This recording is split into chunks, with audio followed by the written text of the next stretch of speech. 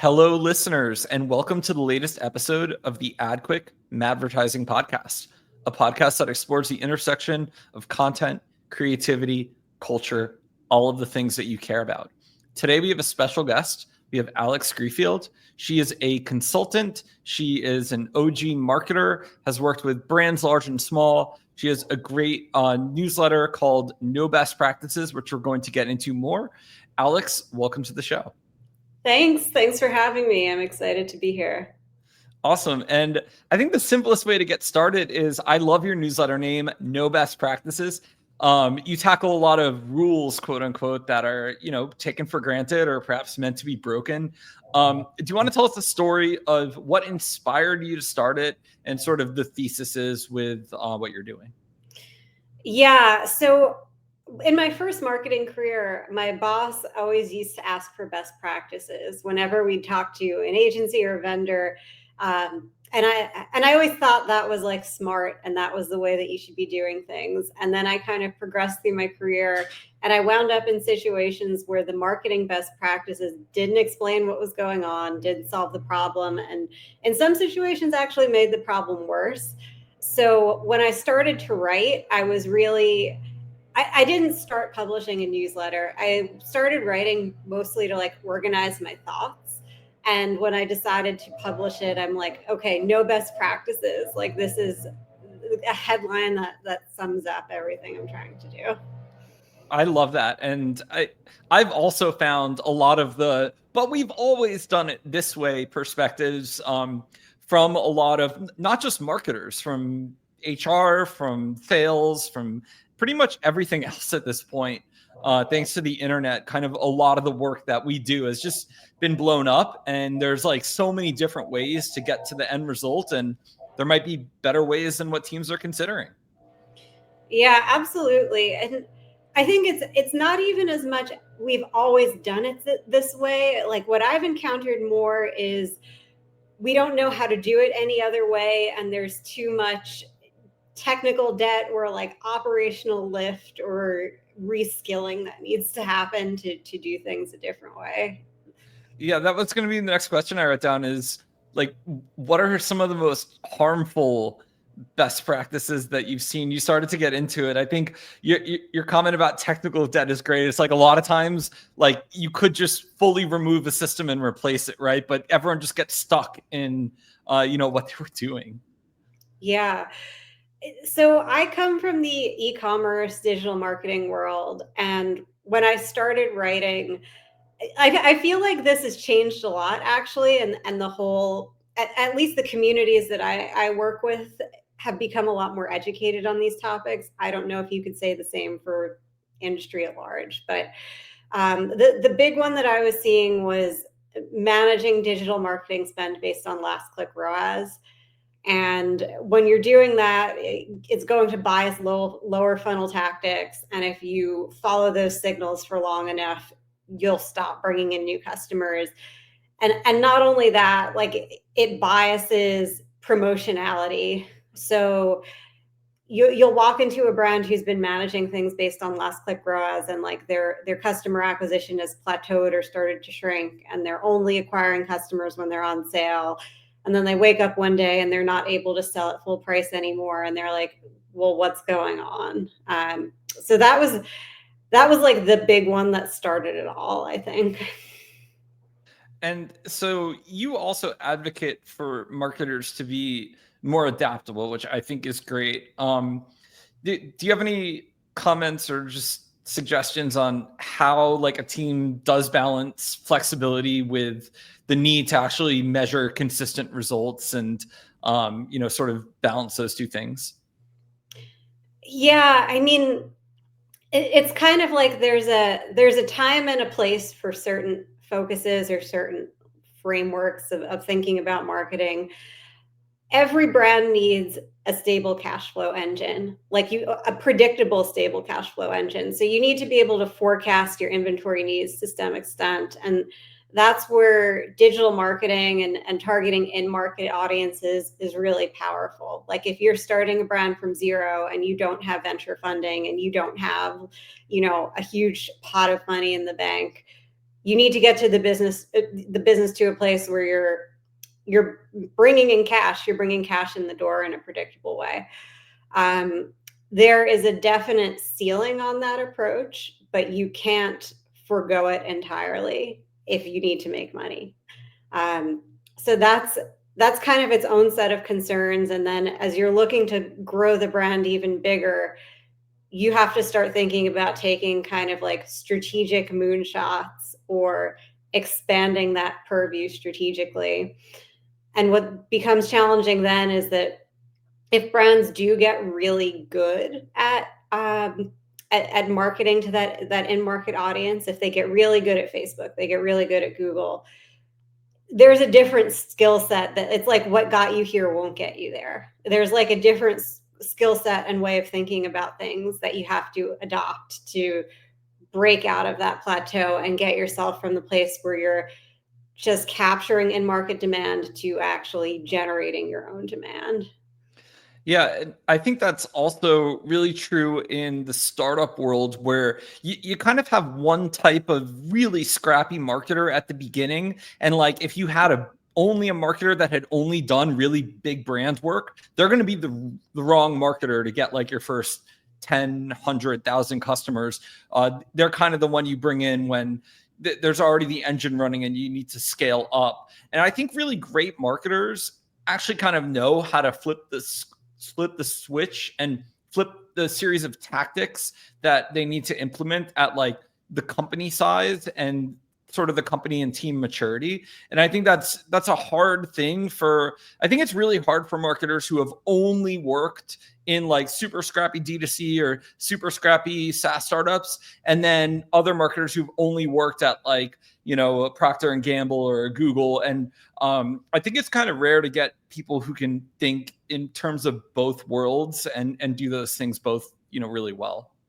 Yeah, I completely agree. And I think one of the reasons why why marketing doesn't get a fair seat at the table, or why you hear so many people out in the marketplace saying like, well, marketing really doesn't matter. It's all about product, which is actually part of marketing.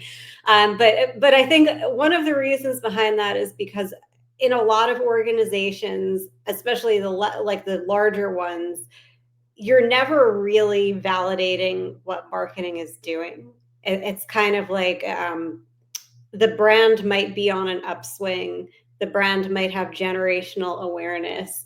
And marketing is just there kind of like running a tactical playbook. And the numbers are going up, but they're not really putting a framework in place to validate how marketing is actually contributing to that.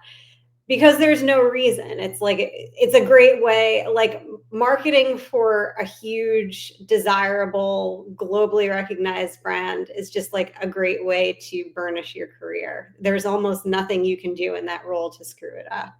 So like, that's I think the one thing. Marketing can be a haven for people with bad intentions, but it can also be like a really cool place to experiment and like challenge what your preconceived notions are and like learn new things. Yeah, a lot of the marketers that work at like the really big brands, say the Cokes of the world, in a lot of cases, it does seem like they just want to win awards and go to festivals, and it's kind of like what can you do creatively, and it's almost like an auteur type role in a lot of their minds, versus marketers that have maybe been at like an Uber where like the whole team is super data driven. And I saw that at one point Uber hired like this big CPG guy, I think it was from Target, and he lasted less than a year. And when I saw that, I'm like, that guy is not a fit for what the team at Uber is doing, where I think Uber's at a point now where they probably appreciate like the more brand-esque work. But they were, I know that team pretty well, and they were like such a numbers driven company. And it was like, I think these companies tend to like overly bias one or the other, because I think you need both, especially as you get to scale. It's like you need to obviously do things that bring users in and that marketing can show themselves accountable for. And at the same time, if you get to a certain certain level, like the prestige does matter. And I think marketers have gotten away from that in some of them, like some like the growth hacker types, where it's like there's a lot of softer metrics in terms of how does the world see the company. I think you saw that with, for example, the recent Apple ad where they like crushed all of these organic instruments into a tablet. Mhm. And it was kind of like, none of this is going to affect sales anyway. It's like almost just all vibes based. And it's like, they were almost confused as to what the vibes even should be. Yeah. And I think Apple is a great example of kind of like the interplay or the dance between marketing and product, because the reason that Apple's so successful is really product. Initially, they brought something to market that wasn't there and that no one else was doing and that people really liked. And then as you move down the line, it's kind of like they figured out ways to increase switching costs, where if you're in the ecosystem, you don't necessarily want to exit it, because it's not just about like swapping out one device. And it's also kind of a status thing, the whole like blue text, green text. So those are all actually things that any brand should be aspiring to. And that's thinking about marketing on a more strategic positioning based level. But then when you're moving on from that and you're saying like, well, how should we invest our media budgets? Like, what should our objectives be here? It becomes less meaningful. But you can still mess it up.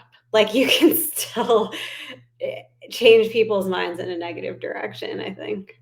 And of note, I remain a big fan of both Apple's products and marketing. I do like the majority of what they do. And I think it's cool that, these big companies do invest so much in brand.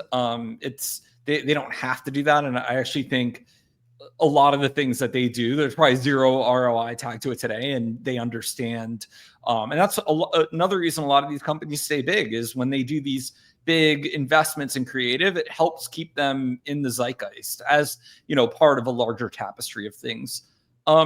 So we're talking about like different marketing teams and, how they function. And one thing, I've been talking to a lot of marketers lately, and they're struggling a little bit with talent right now. So do you want to share, because you're such a smart, no nonsense marketer, can you share some ideas of, whether you're a startup or a large brand, like what are the things that you like to look for when someone's building either a startup team or growing their brand team? Just some of the things that you like to keep in mind.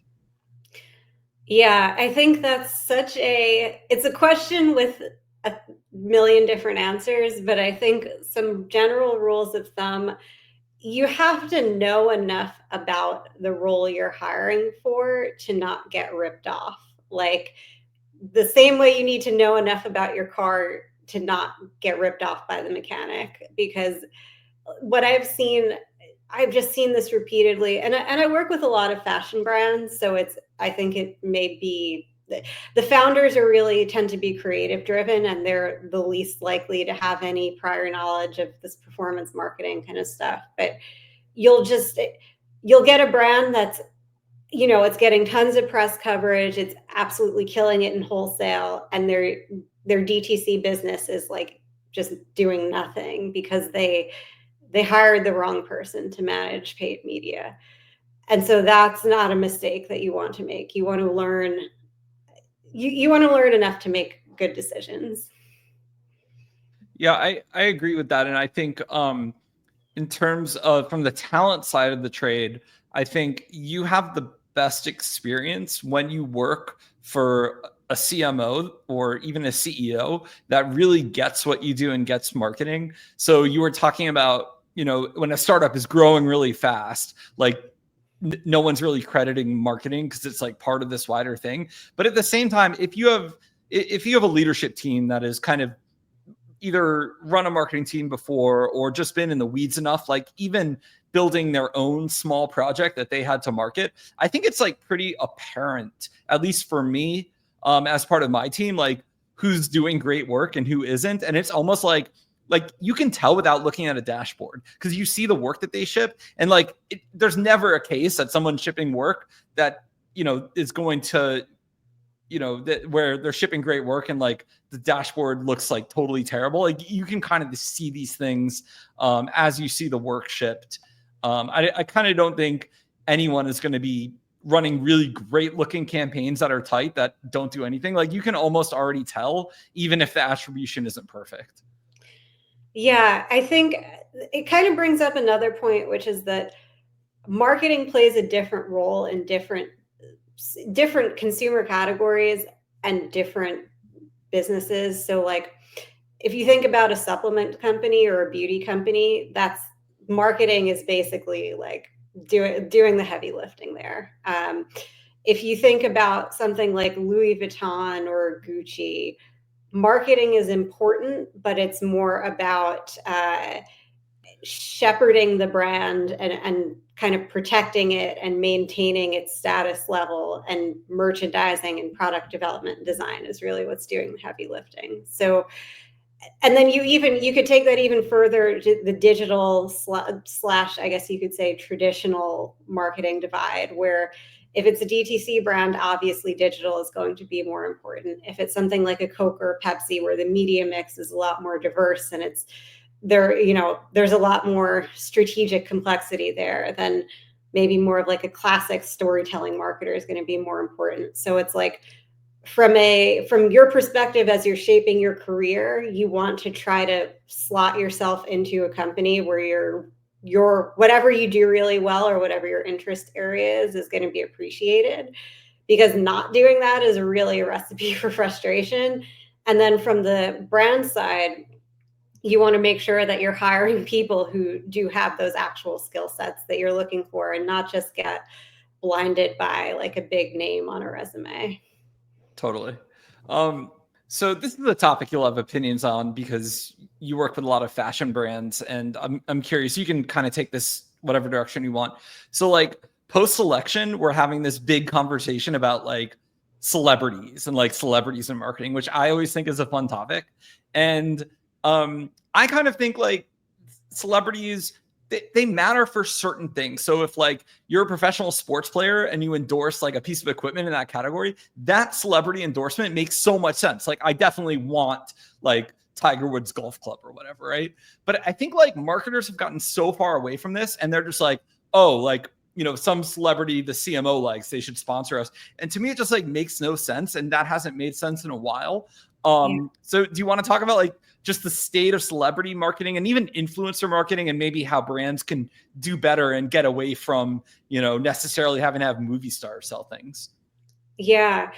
I mean, I think celebrities there's still alpha in celebrity endorsements, but it has to do two things. It has to be really congruent. There has to be like strong congruence between the celebrity and the product. And you also have to turn it into some kind of cultural moment where it's newsworthy in some way.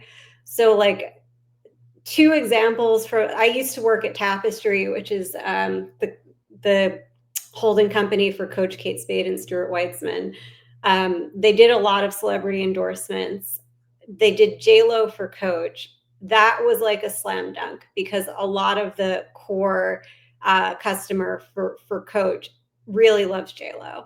And you put those ads, like we would see that like those ads would drive up ROAS, because people would see, there was affinity and it drove click-through and conversion. Like aside from driving PR and like awareness, there was a tangible impact on sales. Another brand in the portfolio, Stuart Weitzman, they did a Kim Kardashian campaign one season, and it was like, I wouldn't have even known about it as a consumer unless I was like, I heard about it on the email distro from like the internal corporate email distro. So it was kind of this thing where Kim Kardashian does a ton of endorsements. So, she is doing sponsored Instagram posts all the time. And it was like, is there any kind of natural connection between her and Stuart Weitzman, the brand, like, or the product? No, like I wouldn't even necessarily think of her as like the Stuart Weitzman customer archetype. So it didn't really do anything. It was kind of like a strategy from the pre-internet era of celebrity endorsement, where there were few enough brands where just the act of the endorsement was like enough to drive press and, get consumers' attention. And it just was kind of like a blip that didn't really do anything meaningful.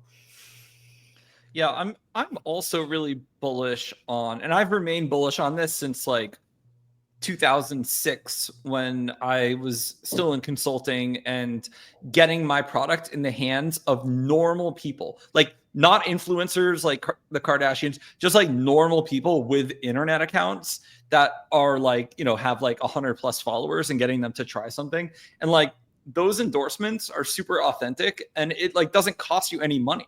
Like the idea of getting people to try and talk about something, I think is just this underrated thing that you could do. That's, if you have a consumer product, it's like you can basically activate like a few thousand people just to talk about it.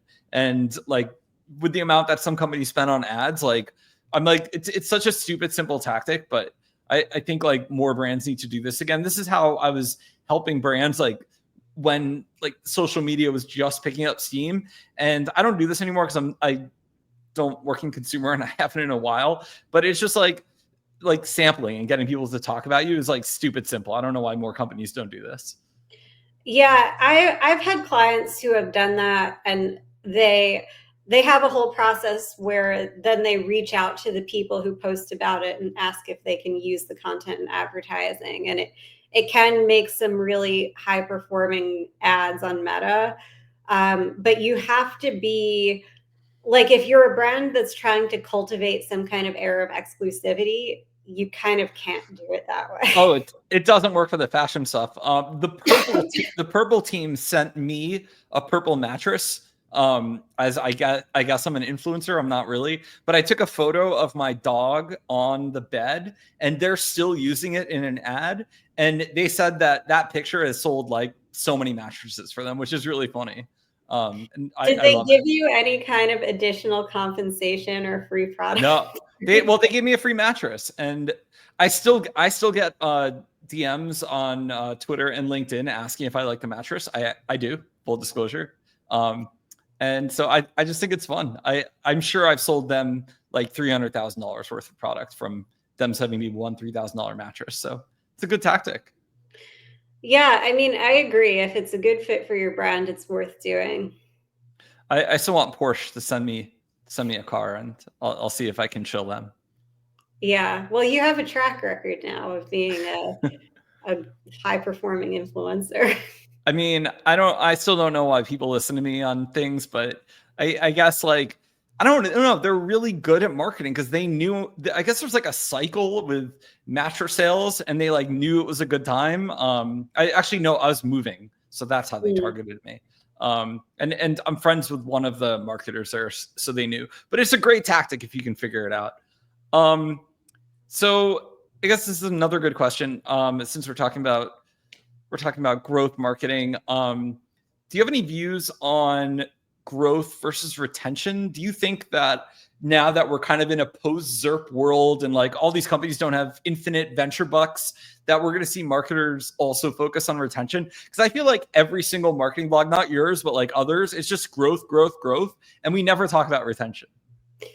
Yeah, so this is one of the things, I guess, if you want to go back to the top question of the podcast, like what are the biggest best practices that you want to debunk? It's this idea that you can grow a brand through retention marketing. And caveat, everything I'm about to say only applies to consumer, because consumer is not like a sticky SaaS type subscription model. But like if you're running a single brand e-commerce business where it's like, it's the brand's website, it's not like a multi-brand retailer, you will be lucky if 25 of every 100 new customers you acquire ever makes a second purchase. Like consumer e-com is inherently high churn, so you can't grow with retention. It's like you have to do a lot of work just to comp because you're losing so many customers. Retention can be meaningful for brands that have been around for 10 plus years and have a really big book of repeat customers. Like that's where improving LTV by 5% or something can result in meaningful revenue contribution. But if you're not acquiring customers at the same rate you were last year, you're not going to be growing at the same rate. Like, people are frustrated because it's harder to acquire customers. The environment's more competitive. Meta is harder to crack. You have to do something. I mean, customer acquisition is it. Like, that is your mandate as a brand founder. I saw a chart the other day that was super interesting. It was Crocs revenue over time, and it was just up and to the right, and it was Allbirds, and it was just like down. And I feel like, I mean, I own Crocs and Allbirds, but I've only bought one pair of Allbirds, and I have like 5 pairs of Crocs. So I'm like super brand loyal to them. And I think that they've actually become like this big, sticky, durable brand. Like, everyone loves Crocs. And anyway, I think the Crocs marketing team has done a good job, because I'd like subscribed to their site. They remarket to me, and I'm just like a big fan of them. Yeah. I think Crocs is interesting because when I was 20 or whatever, when I was in high school, when I was in college, Crocs were like low status.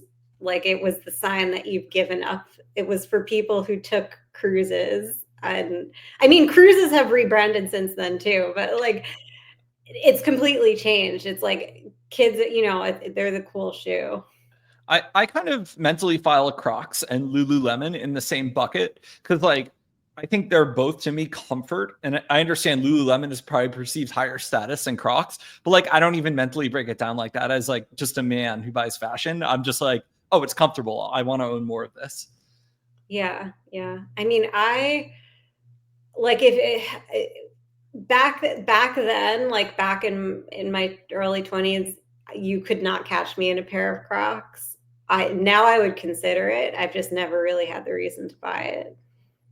I'm curious, what do you think of, there was like a brief period, and I don't know if they're still doing this, but what do you think of fashion brands like Lululemon? Like, they had like a smart mirror at one point. Like, should these fashion brands get into tech and like try and have some No. sort of like, no? No. Okay, that's an easy answer. I feel like a lot of them are like, it's always in the back of their mind, because everyone wants a SaaS multiple. So there's like someone in those boardrooms who's like, well, what can we build?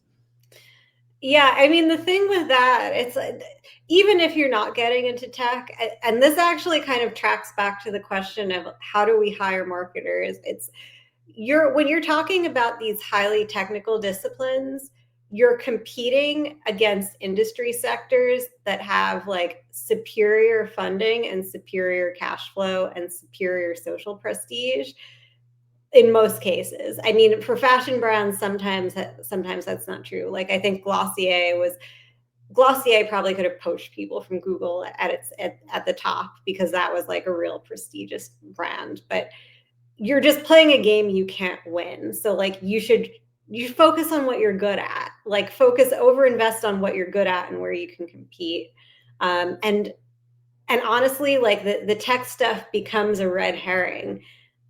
You have to, this is like my number one piece of advice for everyone listening to this is you have to stay focused. You can't let your attention get pulled in 500 different directions because something seems like it could be interesting. And like, you have to limit the number of moonshots that you're taking and use some kind of like predicted outcome, predicted value framework for like what you do choose to pursue, because otherwise you're not going to go anywhere. I do kind of like, maybe it's a different approach altogether, where like, for a long time, I've had a backup battery that I fly with and travel with. And like that, the brand Away that just packaged the battery with luggage and was like, sold to people who didn't know you could just buy a backup battery. I think that was like a small stroke of brilliance. And like, anytime there's like this sort of mass consumer tech that like a fashion brand could like use and make cooler and accessible to normies, like, there's probably so many just like $1-billion ideas that are just sitting out there for people to come up with, where it's like already commoditized tech that like maybe nerds use, and just making it cooler, more fashionable, easier to use. Yeah, I mean, I call that the yassifying strategy, like, and it's not limited to fashion or consumer tech. It's like taking something that's boring or ugly or just generally unconsidered and making it like cute and fun to use. As long as you're hitting table stakes functionality or like over investing in the features that people care about. Like, I think Scrub Daddy is a great example of that.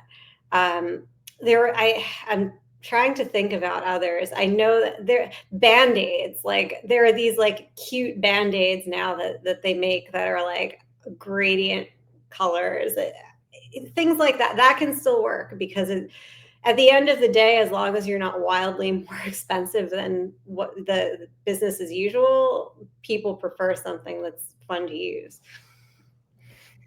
So Alex, you're really active on social media. You share really smart thoughts on marketing. You're one of the feeds that I always go to, and it just always makes me smarter. And I feel like there's not as many marketers doing this anymore, kind of publicly and out of the goodness of their heart. So how has your community that you've built impacted your views and your work, and sort of changed your career and helped you? Because I'd love to return to a time where more marketers are as generous with you of sharing thoughts online. Well, it kind of warms my heart to hear that, because the truth is I started doing that because I had something so I did start really investing time on Twitter and trying to grow my following, because I knew that I eventually wanted to start a consulting practice. And I had tried to go freelance at the very start of my career, and I knew that pipeline was really important. So I'm like, in my mind, I'm like, okay, I need to get at least this many Twitter followers and this many newsletter subscribers by this date, and then I'll feel comfortable leaving my job because I feel like I'll have like a good pipeline. So it probably took me about 1.5 years of concentrated effort to hit those numbers. And that's why I started doing it, because I'm like, the only way I'm going to build a following is by sharing like really high quality information. And honestly, also just like kind of letting off steam. Like, I think some of my most popular content was born out of frustration, which actually makes it harder to do now because I can be selective about who I work with. So I don't really get frustrated that much anymore with my work, which is awesome. So I think like that was really the why behind it. I think a lot of people are trying to do it, but they're either trying to shortcut it, or the key to growing is having something original and valuable to say, which is hard. Yeah, I agree. And you're always so authentic and yourself. And I think it shows versus, there's so many people who are like obviously using AI to post, the 5 marketing tips of the day on LinkedIn, where it's like very clearly written by an AI.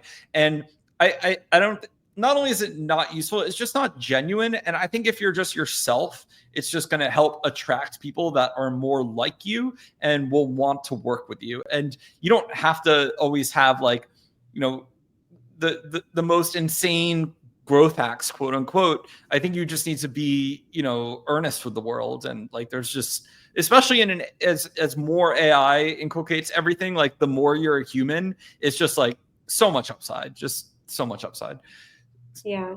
So Alex, one final question I ask all of our listeners is, can you share, because the marketing world right now is kind of an interesting place. There's a lot of companies doing layoffs. I wouldn't classify this as like an easy time, despite markets being at all-time highs and all these great new tools. I think for a lot of young people in particular, not seasoned pros, but young people, it's a tough time. So can you offer any advice for young people who are applying for jobs or just starting their careers? Like, what can they do to be on a great path?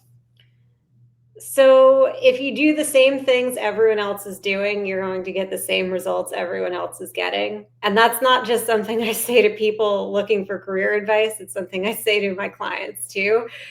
If your job hunting strategy is applying to jobs on the internet, like through LinkedIn or something, the most you're going to get is like a lateral move with maybe a modest salary increase.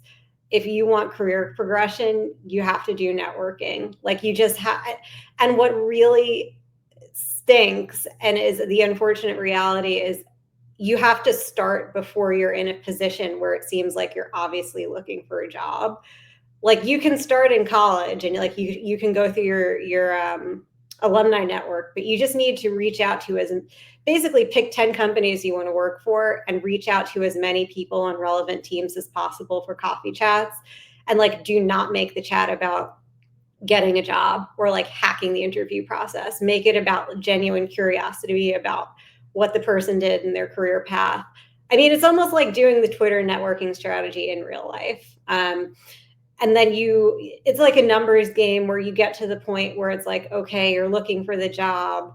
Odds are you have like at least a first or second degree connection to a hiring manager, or the hiring manager's boss, or the founder of the company, because like that's how you get an interview. You get a referral from someone who's really close to the decision-making process. You don't have to do that. It's the way to get progression. It's the way to get like opportunities that are, like if you went to a school that doesn't have as much name recognition, it's the way to get the same opportunities that they're like handing out to the Harvard graduates. So that's like my big piece of advice and it's like advice I would have hated to get because I went into the jobs. I'm not a natural networker. And I also, the whole idea of like going into the job search with target companies, I'm more interested in a role or a problem than I am in a company.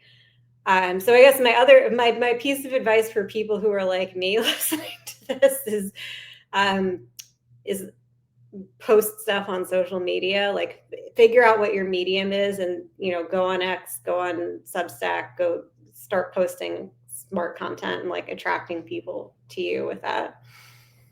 Awesome. I love the inbound marketing advice is great. There's a book called The Law of Attraction, which you're basically just putting into practice. I think it's smart advice. Alex, this has been great. Where can our listeners go to connect with you online? So my X handle, it's still weird to call it that instead of Twitter. But anyway, my handle is Hey, it's Alex P. You can also go to knowbestpractices.co to read the archive of my newsletter and sign up if it's something that seems interesting for you. Awesome. Well, we will put links in the episode description for you to find as well. Alex, thank you for joining us, and stay tuned, listeners. We will be back next week with another show.